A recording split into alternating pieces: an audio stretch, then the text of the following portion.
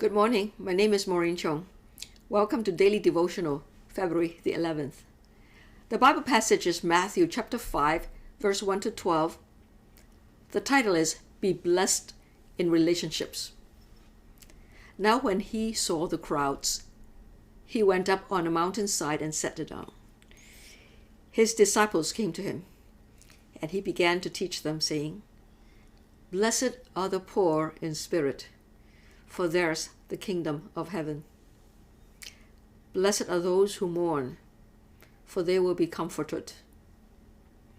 Blessed are the meek, for they will inherit the earth. Blessed are those who hunger and thirst for righteousness, for they will be filled. Blessed are the merciful, for they will be shown mercy. Blessed are the pure in heart, for they will see God. Blessed are the peacemakers, for they will be called sons of God. Blessed are those who are persecuted because of righteousness, for theirs is the kingdom of heaven.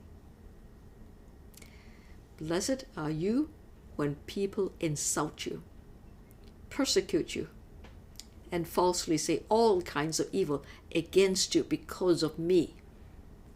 Rejoice and be glad, because great is your reward in heaven. For in the same way they persecuted the prophets who were before you. The Beatitudes are like Christ my Lord telling me as his disciple what the essentials in ministry are. There are 8 of them. As I have explained, blessedness means more than happiness, because blessedness encompasses a spiritual wellness and inner joy and peace that is wholesome and complete to the point of overflowing into the world beyond. It is full of contentment and satisfaction brought about by a secured and loving friendship with God. It stems from a spiritual relationship with God that cannot be severed. The first 4 primarily relates to our heart relationship with God, and the remaining relates to our relationship with the world. Blessed are the merciful, for they will be shown mercy. I was watching Les Miserables on television during these pandemic days. It is a script readapted from Victor Hugo's famous novel, published in 1862 in French. The story follows the life of Jean Valjean, an ex-convict. Due to his early poverty, he stole as a petty thief to feed himself and his relatives. As a result, he was imprisoned in a hard labor camp where he observed and endured a great deal of abuse and injustice. After 19 years of imprisonment, he was released, having become an angry and bitter man. But a bishop gave him food and shelter. At night, he ran off with the bishop's silverware. However, he was captured by the police and taken back to the bishop for him to identify his silverware and the culprit. The bishop spared Jean Valjean. He told the police that he had given the silverware to him. The police left without further incident. But Jean Valjean experienced forgiveness for the first time in his life. For once, grace triumphed over law.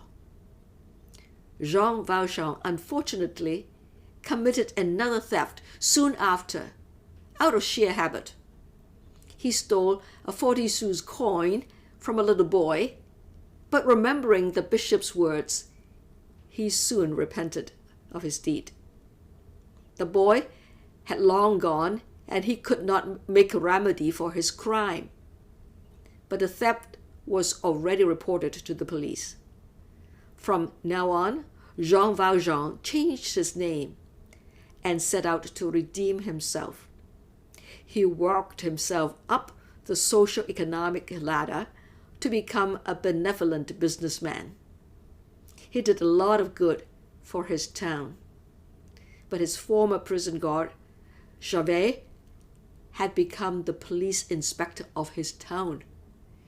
Javert suspected Jean Valjean to be the former convict, and he set out to expose him. Javert believed that human beings could never change.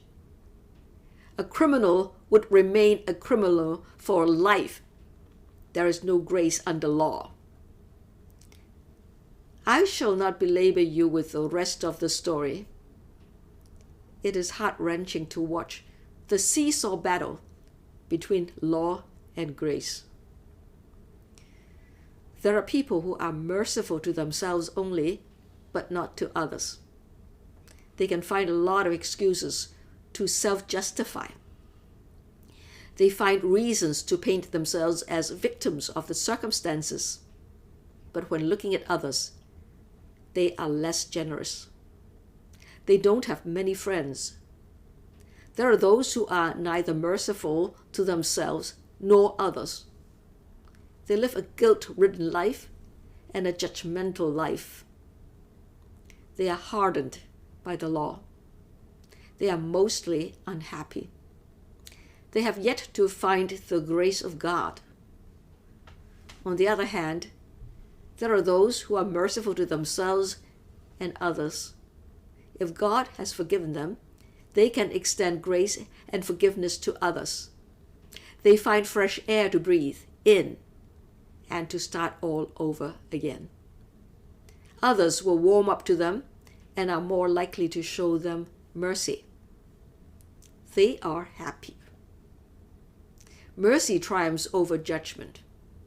James chapter 2 verse 13 says, "Blessed are the pure in heart, for they will see God." The pure in heart do not have secret motives or hidden agendas.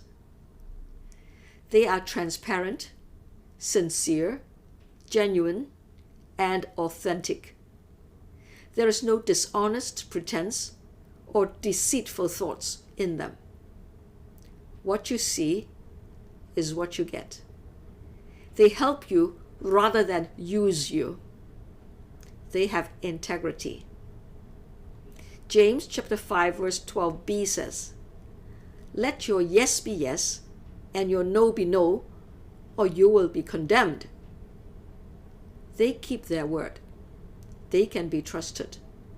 In this, they resemble God's character. Blessed are the peacemakers, for they will be called sons of God. It is difficult to be impartial when making peace with both or multiple sides that have been at war with each other. A peacemaker will be asked this question: what is in it for you? Why do you care? So the peacemaker needs to be pure in heart, for he or she is to foster peace without expecting personal gain. He or she has to have as top priority justice and fairness for all. God is a reconciler, bringing sinners into a peaceful relationship with Himself.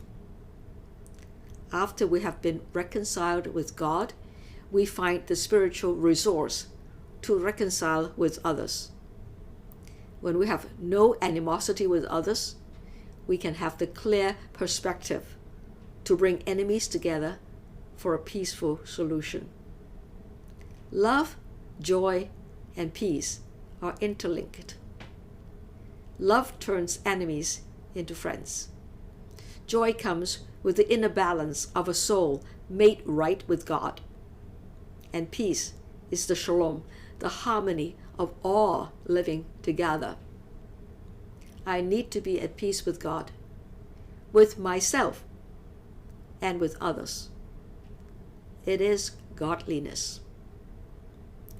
Perhaps being merciful, pure in heart, and being peacemakers are hard enough.